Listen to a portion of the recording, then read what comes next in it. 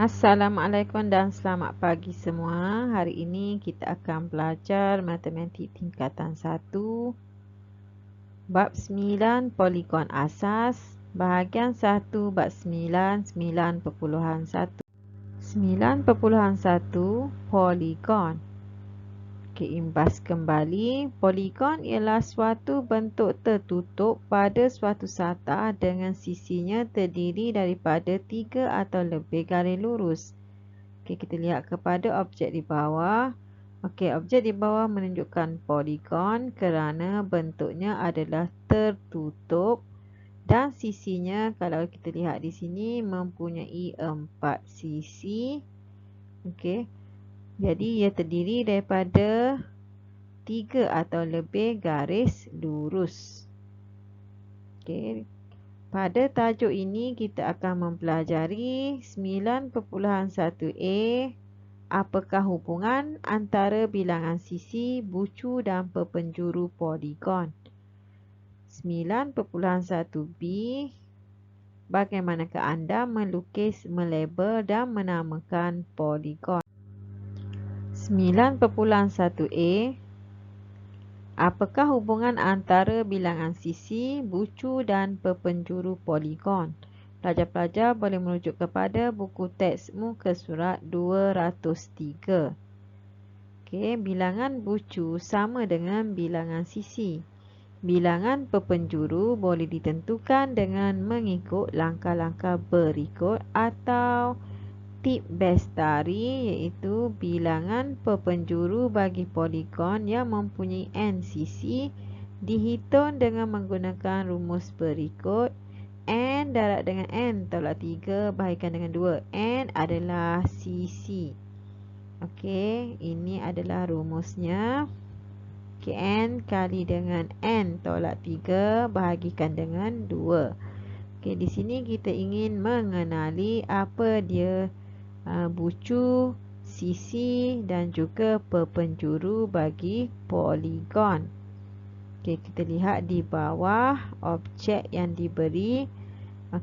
Di manakah kedudukan bucu? Bucu berada di sini dan kita lihat pada objek ini terdapat 1, 2, 3, 4 bucu. Dan seterusnya kita mengenali di manakah sisi. Sisi adalah di sini, iaitu merupakan garis lurus yang menghubungkan setiap bucu. Ada 1, 2, 3, 4 sisi. Dan kita boleh simpulkan bahawa bilangan bucu sama dengan 4, bilangan sisi sama dengan 4, bilangan bucu adalah sama dengan bilangan sisi. Seterusnya kita pula akan mempelajari apa dia perpenjuru. Perpenjuru ialah garis yang menyambung dua bucu bertentangan. Kita lihat kepada objek di sebelah. Jadi kita lihat di sini. Bucu ada 1, 2, 3, 4 bucu. Jadi kita akan buat satu garis lurus yang menyambung dua bucu bertentangan. Kalau kita lihat di sini, bucu bertentangan dengan bucu adalah di kawasan ini. Jadi kita akan bina satu garis lurus di sini merupakan satu perpenjuru. Di sini kita tidak boleh sambungkan kepada bucu di sini ataupun bucu di bawah kerana bucu-bucu ini merupakan bucu bersebelahan. Jadi kita akan bina garis lurus ini merupakan satu perpenjuru. Dan seterusnya kita lihat bucu di bawah. Bucu di bawah kita sambungkan kepada bucu bertentangan, iaitu di atas. Dan ingat, kita tidak boleh menyambung bucu di sebelah ini dan di sebelah ini kerana ia merupakan bucu bersebelahan. Dan kita sambung satu garis lurus. Jadi kita terdapat dua perpenjuru.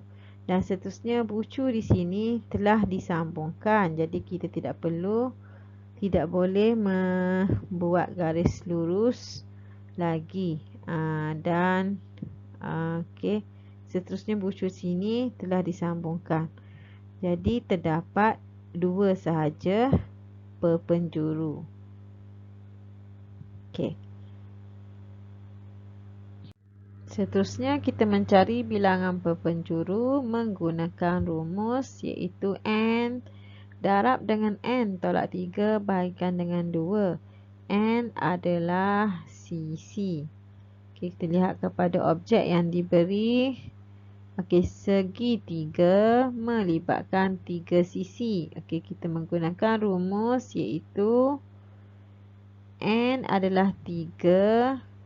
N darab dengan N tolak 3. 3 darab dengan 3 tolak 3 bahagikan dengan 2. Jadi 3 darab dengan kosong bahagikan dengan 2. Kita akan dapat kosong. Jadi apabila melibatkan 3 sisi, tiada perpenjuru, iaitu kosong. Kalau kita lihat di sini bucu.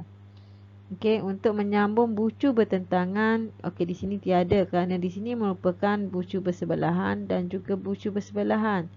Okey, sebab itulah untuk 3 sisi tiada bilangan perpenjuru. Okey, kita lihat kepada objek seterusnya yang kedua iaitu sisi 4. Okey, melibatkan 4 sisi. Okey, untuk menggunakan rumus iaitu N kita adalah 4. Okey, N tolak 3, 4 tolak 3 bahagikan dengan 2. Jadi 4 tolak 3 adalah 1 bahagikan dengan 2. 4 kali 1 iaitu 4 bahagikan dengan 2 dapat 2. Jadi secara manual, okey kita lihat di sini kita akan memperolehi 2 bilangan perpenjuru. Okey, kita lihat di sini iaitu secara manual, iaitu melibatkan garisan bucu ini. Okey, kita boleh melukis garis, okey, menyambungkan bucu bertentangan. Okey. Okey, ini adalah garisan yang pertama merupakan perpenjuru yang pertama. Okey, kita lihat kepada bucu di bawah. Okey, kita boleh sambungkan kepada bucu bertentangan. Okey. Kalau di sini merupakan bucu bersebelahan, okay, kita tidak boleh sambungkan. Jadi seterusnya kita menyambung kepada bucu bertentangan. Okay, kita akan dapat di sini 2 perpenjuru dan bucu ini telah disambungkan. Jadi kita tidak perlu membuat lagi garisan dan sama bucu di atas telah disambungkan. Jadi okay, kita akan menghasilkan 2 bilangan perpenjuru. Okay, seterusnya kita lihat kepada objek yang ketiga iaitu pentagon melibatkan 5 sisi. Okay, dan kita menggunakan kaedah rumus 5 tolak dengan 3 bahagikan dengan 2. Okay, ni 5 tolak 3 adalah 2. 5 darab 2 adalah 10. Bahagikan dengan 2, kita akan dapat 5 bilangan perpenjuru, ataupun kita boleh melukis garisan. Kita lihat kepada perpenjuru ini. Okey, kita boleh sambungkan kepada penjuru bertentangan ada 1 dan ada 2. Okey, di sini adalah bucu bersebelahan. Okey. Jadi kita sambungkan. Okey, kita ada 1 dan kita ada 2. Seterusnya kita boleh lihat kepada bucu di bawah. Bertentangan adalah di atas dan di sini. Okey, jadi kita buat satu garisan. Okey. Okey.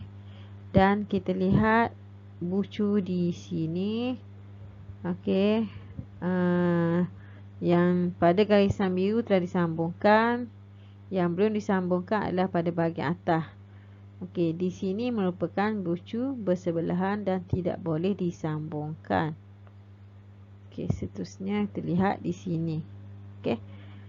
Dan kalau kita lihat di atas ini, okey, kita telah menyambungkan bucu. Jadi kita tidak perlu melukis garisan lagi. Dan di sini pun sama. Okey, jadi garisan yang terhasil untuk 5 sisi untuk bilangan perpenjuru adalah 5. Okey, kita lihat kepada contoh seterusnya. Cari bilangan bucu dan juga bilangan perpenjuru bagi sebuah poligon dengan 10 sisi. Okey, penyelesaian. Bilangan bucu adalah sama dengan bilangan sisi iaitu 10. Okey, untuk mencari perpenjuru, kita boleh menggunakan langkah-langkah berikut. Yang pertama, kena pasti bilangan sisi poligon. Okey, seterusnya bilangan sisi ditolak dengan 3. Okey, hasilnya ialah M. Dan nilai M didarab dengan 2. Jadi kita dapat 2M. Nilai 2M seterusnya ditambah dengan semua integer yang kurang daripada M sehingga 1. Okey, langkah-langkah ini melibatkan aktiviti penerokaan. Okey, jadi kita lihat di sini. Okey, sisi iaitu 10 tolak dengan 3 tak akan dapat 7. Maka bilangan perpenjuru sama dengan 2M. Hasil tolak tadi 2M, kita dah 7 lah. Okey, 2 darab dengan 7. Tambah, okey, seterusnya ditambah dengan semua integer yang kurang daripada M. Yang kurang daripada M, M kita adalah 7. Maka tambah dengan 6 dan seterusnya dengan 5, 4, 3, 2 dan juga 1. Jadi kita akan kira di sini semua nilainya adalah 35.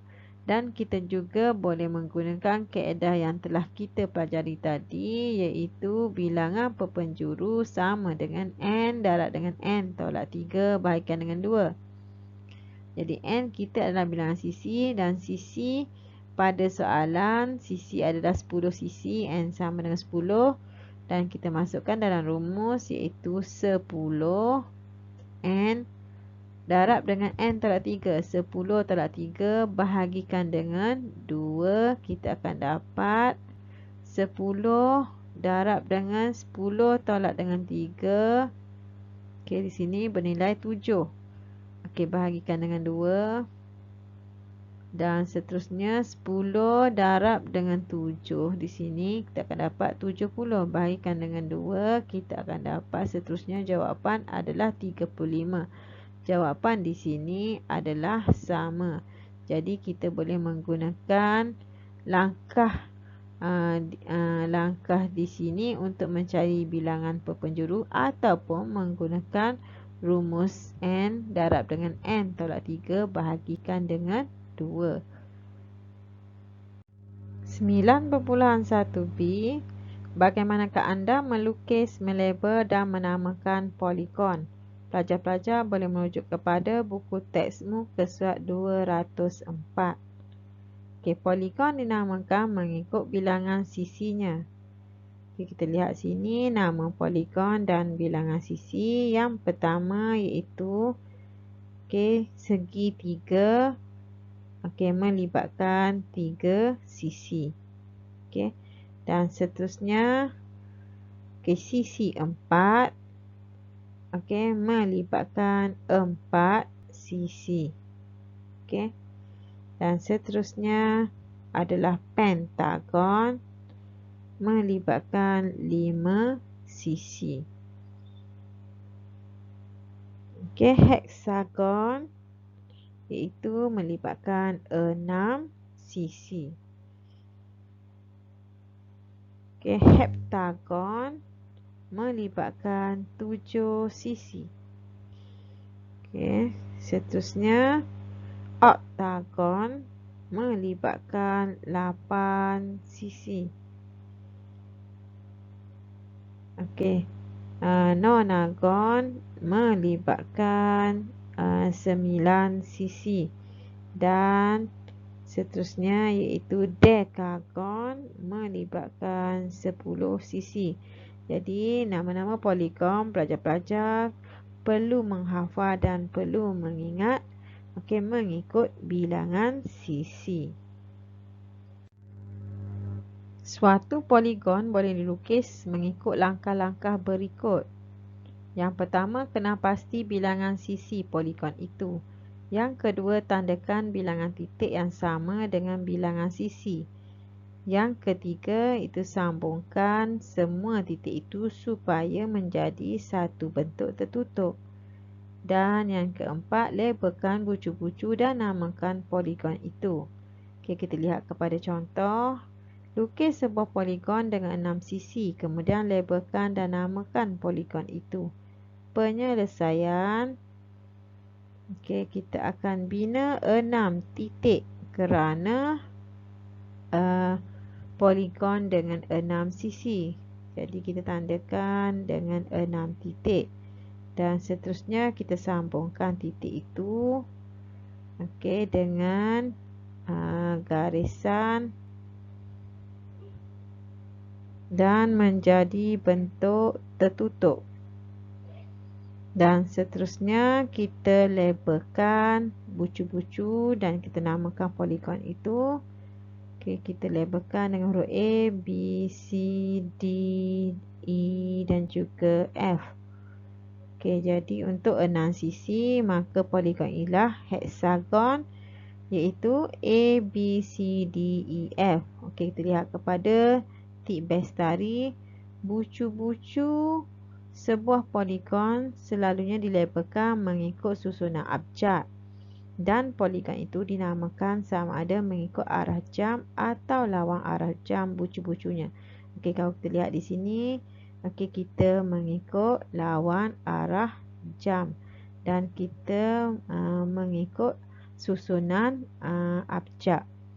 Ataupun kalau kita boleh tulis juga labelkan bucu itu dengan ikut arah jam, maksudnya ikut atas. Tapi di sini kita mengikut lawan arah jam. Jadi kita boleh labelkan sama ada ikut lawan arah jam ataupun ikut arah jam. Jadi kita tamatkan dulu pembelajaran kita pada hari ini. Berjumpa lagi nanti kita untuk 9.2. Jadi sekian, terima kasih dan cikgu harap pelajar-pelajar dapat memahami tajuk ini.